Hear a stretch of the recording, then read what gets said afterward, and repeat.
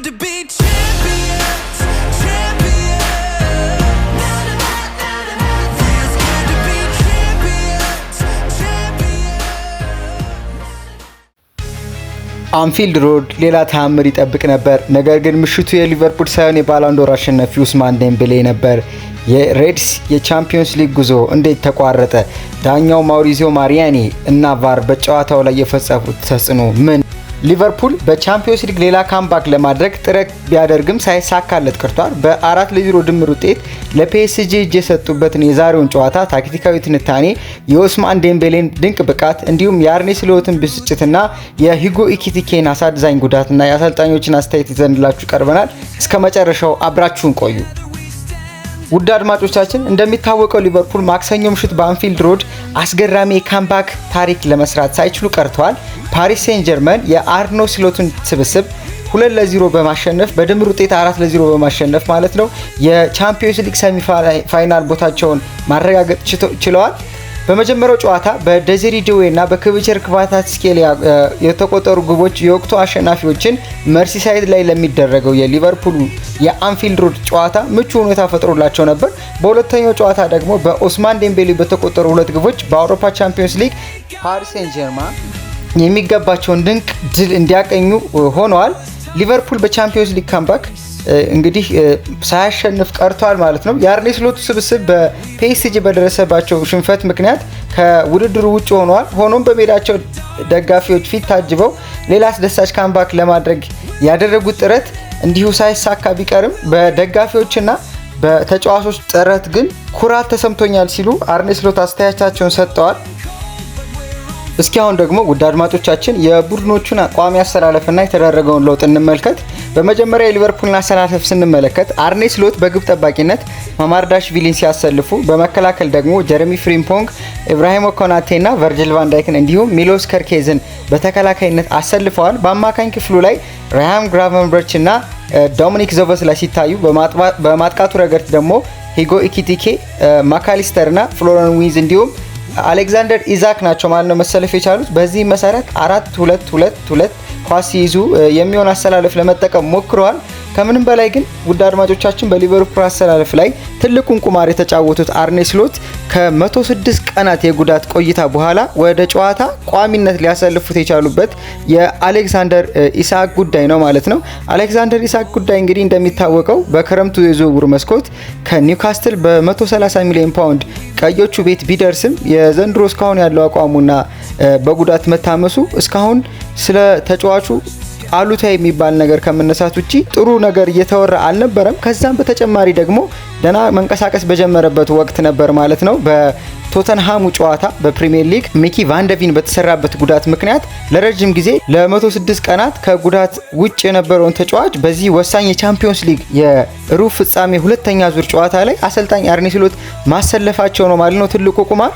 ከዚህ በመቀጠል ደግሞ የፒኤስጂን አሰላለፍ ስንመለከት ሉዊስ ኢንሪኬ በግብ ጠባቂነት ሳፋኖቭን ሲያሰልፉ፣ በመከላከል ደግሞ ይሄ ፌመስ የሚባለውን ፎር አሰልፈዋል። በዚህ መሰረት በቀኝ መስመር አሽራፍ ሀኪሚ፣ በግራ መስመር እንዲሁ ኑኖ ሜንዴዝና መሀል ላይ ደግሞ ማርኪሲዮና ፓቾ ተሰልፈው ነበር። በአማካኝ ደግሞ አሁንም ጃኦ ኔቬዝ፣ ቪቺኒያ እና ዋረን ዛይር ኤምሪ ነበሩ። ከፊት ዴዚሬ ዶዌ፣ በቀኝ በኩል ኡስማን ዴምቤሌ ፊት አጥቂና እንዲሁም ክቪቸር ክቫራትስኬሊያ በግራ በኩል የሚሆነውን አሰላለፍ በመያዝ ወደ ሜዳ ገብተዋል። ከዚህ በመቀጠል ግን ስንመለከት ውድ አድማጮቻችን ዳኞችን ዝርዝር ዋና ዳኛ ስንመለከት ደግሞ ማውሪዚዮ ማሪያኒ እና በቫር በኩል ደግሞ ማርኮ ዲ ቤሎ ነበሩ ማለት ነው።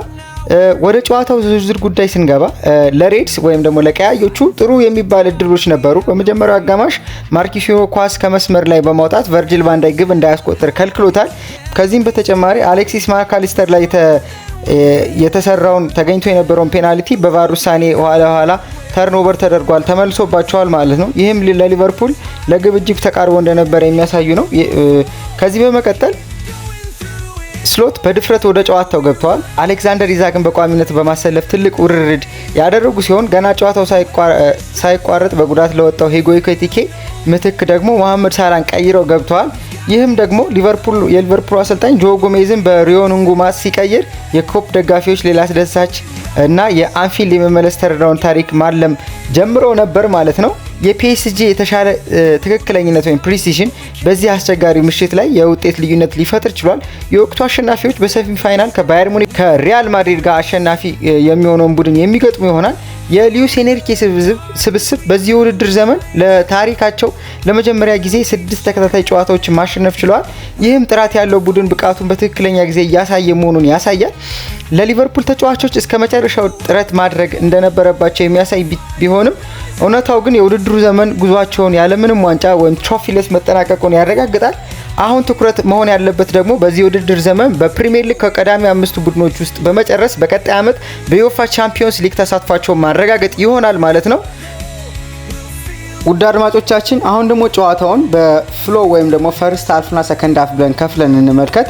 ጨዋታው በከፍተኛ መነሳሳት በሁለቱም በኩል የተጀመረ ሲሆን ገና በአራተኛው ደቂቃ ነበር ክቪቸር ክቫራትስኬሊያ ከሳጥን ውጭ መጥቶ ጆርጆ ማማርዳሽቪሊን መፈተን የቻለው። በ16ኛው ደቂቃ ደግሞ ራያን ግራቨንበርች ድንቅ የሆነ ሙከራ ቢያደርግም ማቲዮቭ ሶፋኖቭ በብቃት አድኖታል ማለት ነው። በ28ኛው ደቂቃ ግን አሳዛኝ የሆነ ክስተት ተከሰተ። ውድ አድማጮቻችን እስከ 28ኛው ደቂቃ ሊቨርፑል የተሻለው ቡድን ይመስል ነበር። በተለይ ፒኤስጂዎች ግን ደግሞ በፍሬንች ሊግ ማረፋቸውን ተከትሎ ያላቸውን ረፍት ተጠቅመው በድንቅ ብቃት የሳጥን መከላከል ወይም ቦክስ ዲፌንሲንግ ጎል ምንም ሳይቆጠርባቸው እንዲቆይ አስችለዋል። በ28ኛው ደቂቃ ግን የተፈጠረው ነገር ሂጎ ኢኪቲኬ በከባድ ጉዳት ምክንያት ከሜዳ ለቆ እንዲወጣ ተገዷል ማለት ነው። በሱ ምትክ ሞሐመድ ሳላን መጠቀም ችለዋል ማለት ነው አርኔ ስሎት።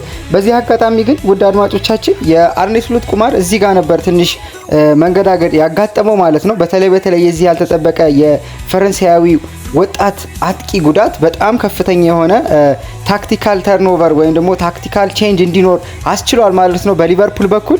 ይህም የሆነበት ዋና ምክንያት አሌክዛንደር ኢዛክንና ሂጎ ኢኪቲኬን አስገብተው በሁለት የፊት ማጥቃት ተጽዕኖ ለመፍጠር እስከ 45ኛው ደቂቃ አስበው የነበረ ቢሆንም እንደሚታወቀው የኢዛክ ጉዳይ እስከ 45 ደቂቃ እንደሚዘልቅ ብቻ ነበር ቢጠበቅ የነበረው። ግን የኋላ ያልተጠበቀው ሆኖ በ28ኛው ደቂቃ ሂጎ ኢኪቲኬ ተጎድቷል ማለት ነው። ይህም መሐመድ ሳላህን ቀድሞ እንዲያስገቡ ምክንያት ሆኗቸዋል። እንደሚታወቀው የሳላህ ፎርም መውረድና የመከላከል ድክመት እሱን ወደ ተጠባባቂ ወንበር እንዳወረደው ይታወሳል።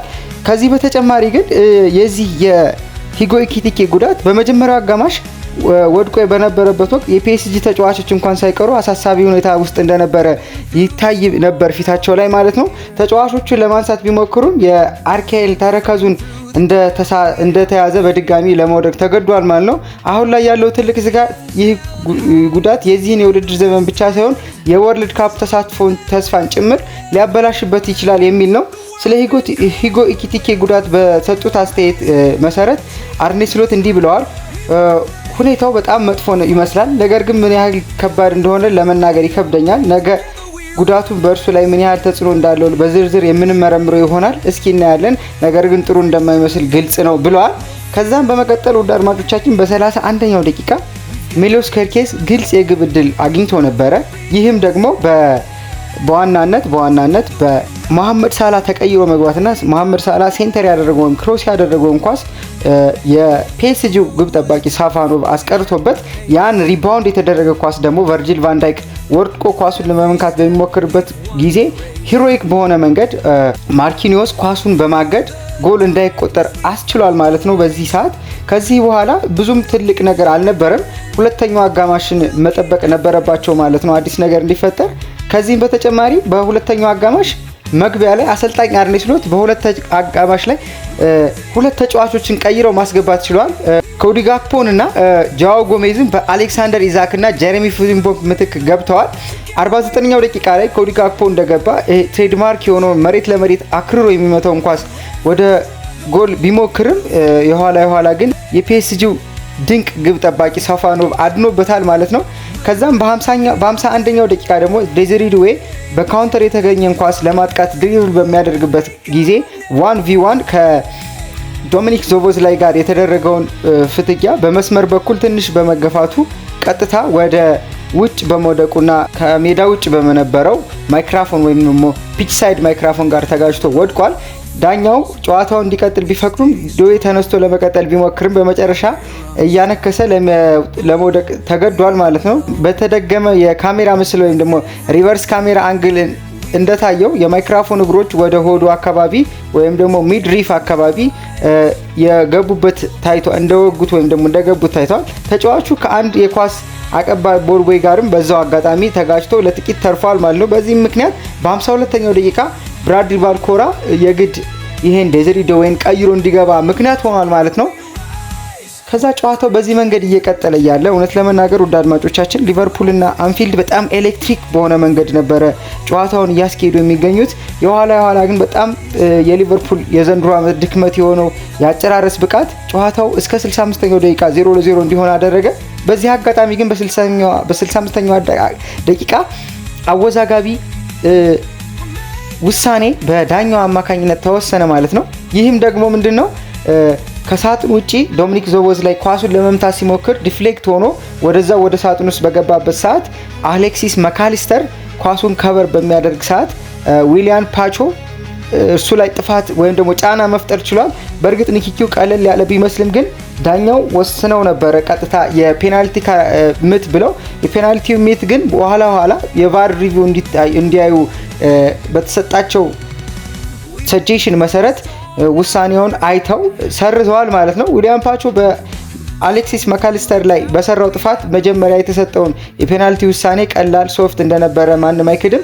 ነገር ግን መጠነኛ ንክኪ ባለበት ሁኔታ ውሳኔው በቫር መሻሩ ተገቢ ነበረው የሚለው የሊቨርፑል ተከላካይ ኢብራሂሞ ኮናቴን የሚያስማማ አልነበረም።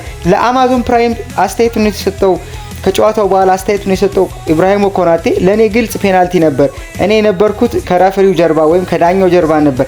ያንን ፔናልቲ አግኝተን ግባት ብናስቆጥር ኖሮ ጨዋታው ሙሉ በሙሉ ሌላ ይሆን ነበር ብሏል። ኮናቴ እዚህ ላይ ትክክለኛ ሊሆን ይችላል። ምክንያቱም በዚህ ሰዓት የጨዋታው ግፊት ወይም ሞመንተም እየጨመረ ነበር። ግብ ቢያስቆጥሩ ኖሮ የድምር ውጤቱ 2-1 ይሆን ነበር ማለት ነው።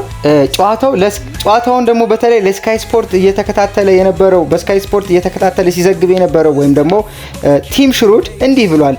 እኔ አሁንም ድረስ ፔናልቲ ነበር ብዬ አምናለሁ። በግርግም በኩል ወይም ደግሞ ባክ ኦፍ ዘ ሌግ ንክኪ ነበር። ያ ንክኪ ባለበት ሁኔታ ደግሞ ተጫዋቾቹ የመውደቅ አዝማሚያቸው ወይም ደግሞ የመውደቅ መብት አላቸው ሲል አክሎም ቲም ሽሩድ ዛሬ ምሽት ሊቨርፑል የተሻለ ቡድን ነበር፣ በዚህ መልኩ መጫወት ከቀጠሉ 100% ለሚቀጥለው አመት የቻምፒዮንስ ሊግ ማለፋቸው አይቀርም። ነገር ግን ይህ ፊልሚያ ወይም ታይ የተበላሸው በመጀመሪያው ጨዋታ ነው። ለምን በዚያ ጨዋታ በእንደዚህ አይነት ድፍረት መጫወት እንዳልቻሉ ለኔ አሁንም ድረስ ጥያቄ ሆኖ ይቀጥላል በማለት አስተያየቱን ሰጥቷል። ከ65ኛው ደቂቃ የቫር ኮንትሮቨርሲ በኋላ ደግሞ በ67ኛው ደቂቃ እረፍት ሰዓት ላይ ጀሬሚ ፍሪምፖንግን ቀይሮ የገባው ጆ ጎሜዝ ድጋሚ በሪዮ ኖንጓማ ተቀይሮ ወጥቷል ማለት ነው። ይህም ቅያሪ በሊቨርፑል ደጋፊዎች ዘንድ ከፍተኛ የሆነ ተስፋን የሚያጭር ነበረ።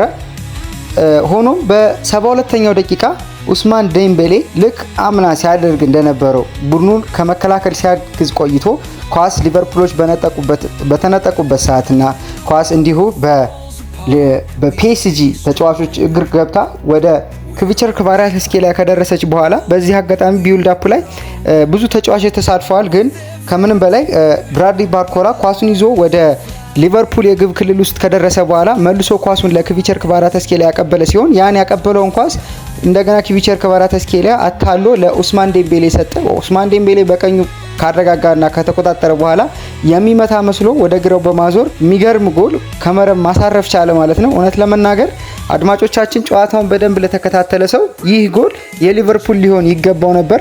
ሆኖም ግን ፒኤስጂዎች የወቅቱ ምርጥ ክለብ መሆናቸውን ያስመሰከሩበት ድንቅ ጎል ነው ማለት ነው። በተለይ ኡስማን ዴምቤሌ አምና የምታስታውሱ ከሆነ እንዲሁ በአርሴናል ላይ ከኋላ ተነስቶ ቢውልድ አፑን ከመሰረተ በኋላ መጥቶ ነበረ ጎል ማስቆጠር የቻለው እንዲሁ ከ16-50 ውስጥ ቢሆንም ይህን ኳስ ተመሳሳይ በሆነ መንገድ ፎልስ ናይንነቱን ተጠቅሞ ነው ማስቆጠር የቻለው ማለት ነው። ከዚህም በላይ ግን በኡስማን ዴምቤሌ ጉዳይ በጣም ልናደንቅ የሚገባው ነገር ውድ አድማጮቻችን የግራ ይሁን የቀኝ ተጫዋች ስቲል ለመለየት በጣም ይከብዳል። በሁለቱም እግሩ በጣም ኢፌክቲቭ ተጫዋች ነው። ከዚህ በተጨማሪ ሊቨርፑል እንዲሁ በሂሮይክ በሆነ መንገድ መታገል ቀጠሉ። አንፊልድም እንዲሁ ኮፕም በጣም ትልቅ ሮር ነበራቸው። በጣም በአደገኛ ይደግፉ ነበረ ደስ በሚል ሁኔታ። ከዛ ግን በ91ኛው ደቂቃ እንዲሁ አሁንም የካውንተር ኳስ ብራድሊ ፓልኮራ አመቻችሎ ለኡስማን ዴምቤሌ በመስጠት ኡስማን ዴምቤሌ ድጋሚ ሁለተኛ ጎል አስቆጥሮ ለምን የባሎንዶር አሸናፊ እንደሆነ የሚያስመሰክር ጎል አስቆጥሮ ማለት ነው ለክለቡ ሁለት የሚያደርሰውን የመምራት እድል ሰጠ ማለት ነው። ከፒኤስጂ እና ከኡስማን ዴምቤሌ አስደናቂ ብቃት የታየበት በዚህ በአንፊልድ ከባድ ዝናብ ቢረጥብም ዴምቤሌ ደስታቸውን ለሚገልጹ የቡድን ደጋፊዎች በሁለት እጁ አሸናፊነቱን አበርክቷል። አወዛጋቢው ጨዋታ የቋጨው ግብ በጆርጆ ማማርዳሽቪሊ ላይ ሲቆጠር ማካሊስተርን አታለው በመምታት ነበረ ማለት ነው የመጀመሪያውን ጎል ማስቆጠር የቻለው። ይሁንና ዴምቤሌ ለሱ ደካማ እግር የሚባል ነገር የለም። ባለፈው የውድድር ዘመን ከክንፍ ተጫዋቾች ዊንገር ወደ ናይን ወይም ደግሞ ወደ ፎልስ ናይን የተቀየረበት መንገድ ፒኤስጂ በአውሮፓ የበላይነት እንዲይዝ ግቦችንም እንዲያከማችና በመጨረሻም የአውሮፓ ዘውዱን እንዲቀዳጁ ትልቅ በር ከፍቶ ነበር። ዴምቤሌ ባለፈው የውድድር ዘመን በአንፊልድ ግብ አስቆጥሮ ነበር። በወቅቱ 1-0 አሸንፎ የነበረው የራውንድ ኦፍ 16 ጨዋታ በፔናልቲ እንዲያሸንፉ መንገድ የከፈተች ቀደም ብላ የተቆጠረች ግብ ነበረች ማስቆጠር የቻለው። የዚህ ግብ አገባብና አጠቃላይ ሁኔታ እጅግ የተለየ ነበር። በሉዊስ ኤንሪኬ ስብስብ እና በኡስማን ዴምቤሌ ላይ ትልቅ ግምት ተጥሎባቸው ነበር። ዴምቤሌ ባለፈው ዓመት የባሎንዶር አሸናፊ ቢሆንም በተደጋጋሚ የሚያጋጥሙ የካልፍና የሃምስትሪንግ ጉዳቶች የዚህን የውድድር ዘመን ጉዞ አስተጓጉሎበት ቆይተዋል። ይህችም ግን ዴምቤሌ በ31 ጨዋታዎች እና በ19 ቋሚ አሰላለፍ ውስጥ ያስቆጠራት 15ኛዋ ግብ ስትሆን በኤሮፓ ቻምፒዮንስ ሊግ ደግሞ ገና 3ኛዋ ግቡ ሆና ተመዝግባለታለች። ፒኤስጂ በመጀመሪያው ጨዋታ በሁለቱ የመስመር ተጫዋቾች በክቪቸር ክቫራትስኬሊያ እና በዴዝሪ ዱዌ ላይ አማካኝነት ጎል ማስቆጠራቸው ከፍተኛ የማጥቃት ብቃት እንዳላቸው ያስመሰከረ ነበር። የዴምቤሌ ሚና የመጀመሪያው ጨዋታ ላይ የሊቨርፑልን 3 ሴንተር ባክ በማስጨነቅና ወደ ላይ ስቦ በማምጣት ከጀርባ ወይም ስፔስ ክፍተት ለመፍጠር ነበረ። ይህም በእርሱ ፕሌየር ዳሽቦርድ ላይ በግልጽ የሚታይ ነበር። በአንፊልድ ምሽት ደግሞ እንዲሁ ዴምቤሌ በድጋሚ ቴክኒካዊ ብቃቱን ተጠቅሞ ወይም ደግሞ ቴክኒካል ብሪሊያንሱን አስመስክሯል። በሁለተኛው አጋማሽ ጨዋታ ላይ ስቶፔጅ ታይም ላይ ነበር ብራድሊ ፓልኮራ ከመስመር ዝቅ አድርጎ ያሻገርለትን ኳስ ወይም ሎ ክሮስ በመጠቀም ወደ ግብነት መቀየር ታፕ ኢን የሚለው ወይም ደግሞ ኳሱን በመንካት ብቻ አቅጣጫ በመሰጥ ብቻ በማማርዳሽቪሊ መረብ ላይ ማስቆጠር የቻለው ማለት ነው። ውድ አድማጮቻችን እስካሁን ደግሞ የሊቨርፑልን የማጥቃት ደካማ እንቅስቃሴ ትንታኔ እንመልከት። ሊቨርፑል በዚህ የውድድር ዘመን በቻምፒዮንስ ሊግ ካደረጋቸው የኤክስጂ መጠን 27.8 በታች 24 ግቦችን ብቻ ነበር ማስቆጠር የቻለው። ከ8 የሩብ ፍጻሜ ተፋላሚዎችም ደግሞ በጣም ዝቅተኛው ነው ማለት ነው። በፒኤስጂ ጨዋታ 21 ሙከራዎች ቢደረጉ 5 ብቻ ወደ ግብ መድረስ ወይም ደግሞ ፕሪሳይስ ነበሩ ማለት ነው። መሐመድ ሳላ አሁንም ፍላጎቱ ቢኖርም አካላዊ ብቃቱ ግን እንደ ቀድሞ እያገዘው እንዳልሆነ ታይቷል። ፍሎረን ዊዝ በበኩሉ ደግሞ በትልልቅ ጨዋታዎች ላይ ቡድኑን የመምራት አቅሙን ለማሳየት ወርቃማ እድል ቢያገኝም ሳይሳካለትና ሳይጠቀምበት ቀርቷል።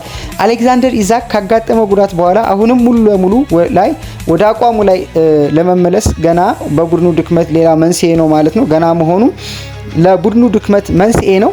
አሰልጣኞቹን አስተያየት ስንመለከት ደግሞ ከጨዋታው በኋላ ለቲኤንቲ ስፖርትስ አስተያየታቸውን የሰጡት የሊቨርፑል አሰልጣኝ አርኔ ስሎት ቡድናቸው ካሳየው መሻሻል ጋር ጎን ለጎን የተሰማቸውን ቅሬታ እንዲሁ ገልጸዋል። ባለፈው ሳምንት 2-0 በመሸነፋችን የሚገባን ነበር። ዛሬ ግን ያነሰ ውጤት ነው ያገኘ ነው። 2-0 ልንሸነፍ አይገባንም ነበር ብለዋል። አክለውም አርኔ ስሎት ማሸነፍ ነበረብን፣ ነገር ግን ፒኤስጂዎች ካገኟቸው በርካታ እድሎች ግብ እንዳይቆጠሩ ማድረግ የጥረታቸው መገለጫ ነው ማለት ነው። ካገኘናቸው በርካታ እድሎች ግብ እንዳይቆጠር ማድረጋቸው የጥረታቸው መገለጫ ነው። የኡስማን ዴምቤሌ አጨራረስ ደግሞ ለምን የባሎንዶር አሸናፊ መሆን እንደቻለ በግልጽ አሳይቷል። የእኛ የኤክስፔክትድ ጎልስ መጠን ብንመለከት ቢያንስ 2 ግቦችን ማስቆጠር ነበረብን በዛሬው ጨዋታ። ይህም በዚህ ውድድር ዘመን በተደጋጋሚ የታየብን ድክመት ነው ብለዋል ማለት ነው አርኔ ስሎት። ስለተሻረውን የፔናልቲ ውሳኔ ሲናገሩ በዚህ ውድድር ዘመን እንደዚህ ያሉ ፔናልቲ ውሳኔዎች በእኛ ላይ ሲወሰኑ ቆይተዋል።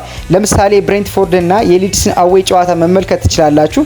አብዛኛውን ቫር ንክኪ ካለ የሜዳ ዳኛው ውሳኔ ይደግፋል ማለት ነው። ሆኖም አሁንም ውሳኔውን በእኛ ላይ መሆኑ አልገረመኝም፣ ግን የጨዋታው ዋና ታሪክ ግን ይህ አልነበረም በማለት አስተያየታቸውን ሰጥተዋል።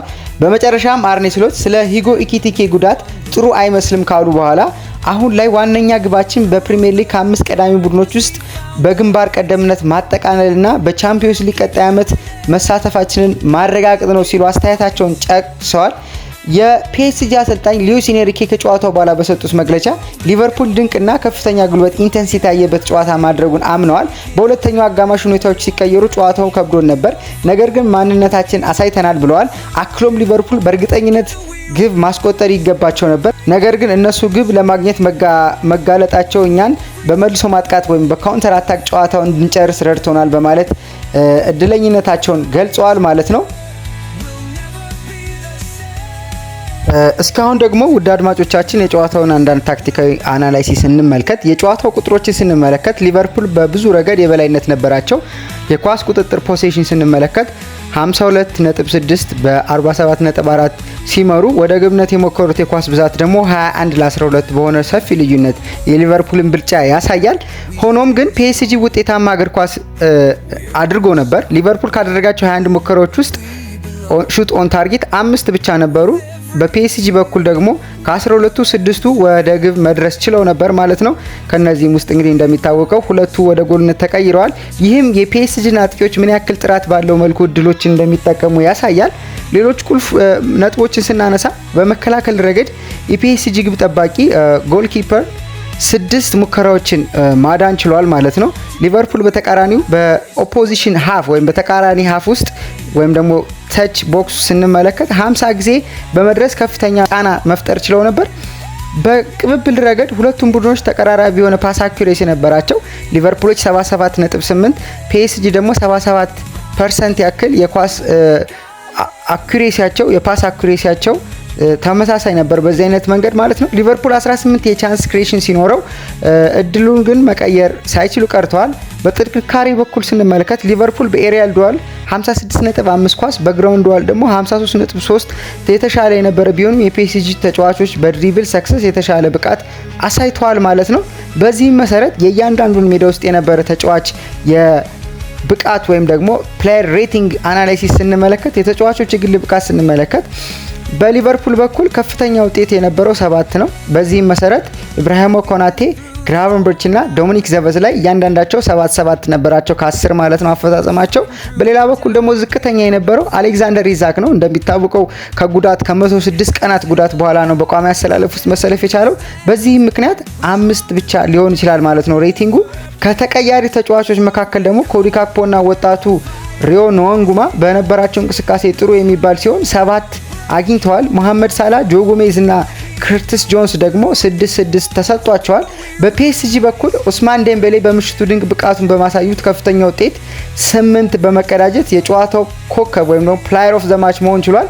ግብ ጠባቂው ሳፋኖቭ ደግሞ ሀኪሚን እና ማርኪሲዮን እንዲሁም ቪቺኒያ እያንዳንዳቸው 7 ማግኘት ችለዋል። በተጨማሪም ከተቀያሪዎች መካከል ብራድሊ ባርኮላ የመጨረሻውን የደንበሌ የሰጠውን ኳስ አመቻችቶ በመሰጠቱ ምክንያት 7 ለማትረፍ ችሏል ማለት ነው። ይህ ጨዋታ ትክክለኛ ክላሲክ የቻምፒዮንስ ሊግ የኳርተር ፋይናል ጨዋታ ነበረ። ይህም ሊያስብለን የቻለው ጎሎች የነበሩበት የጎል ላይን ክሊራንስ ወይም ደግሞ መስመር ላይ ኳሶች የቀሩበት እንዲሁም ደግሞ ክፍት የጎል አጋጣሚ በተለይ ኡስማን ዴምቤሌ ከረፍት በፊት የሳተበት ከዛም በተጨማሪ ደግሞ ያው ባንደግፈውም ደግሞ የተጫዋቾች ጉዳት እንዲሁ የነበረበት ከፍተኛ ወይም ደግሞ ትልቅ የሆነ ኢንተንሲቲ የነበረውና አትሞስፌሩ በሙሉ ገዢ የነበረ ጨዋታ ነው። አንዴ እንኳን ብሊንክ አያስደርግም ነበረ። ይህን ጨዋታ የተመለከትንበት ዘገባችን በዚህ ተጠናቋል። የእናንተ አስተያየት ምን እንደሆነ በኮሜንት መስጫችን ላይ ልትጽፉልን ትችላላችሁ። ከዚህም በተጨማሪ ቪዲዮ ከተመቻችሁ ላይክ እና ሼር ማድረጋችሁ አይረሳ። ከዚህም በተጨማሪ ደግሞ እንደዚህ አይነት ወሳኝ ዘገባዎችን እንዲሁም የተለያዩ መረጃዎች እንዲደርሷችሁ ቻናላችንን ሰብስክራይብ ማድረጋችሁን ስለማትዘነጉ ከልብ እናመሰግናለን። ቻናላችንን ሰብስክራይብ በማድረግ ቤተሰባችን ይሁኑ። ቀጣይ የተለያዩ ዘገባዎችን ይዘን እስክንገናኝ ድረስ መልካም ጊዜ። ባይ ባይ።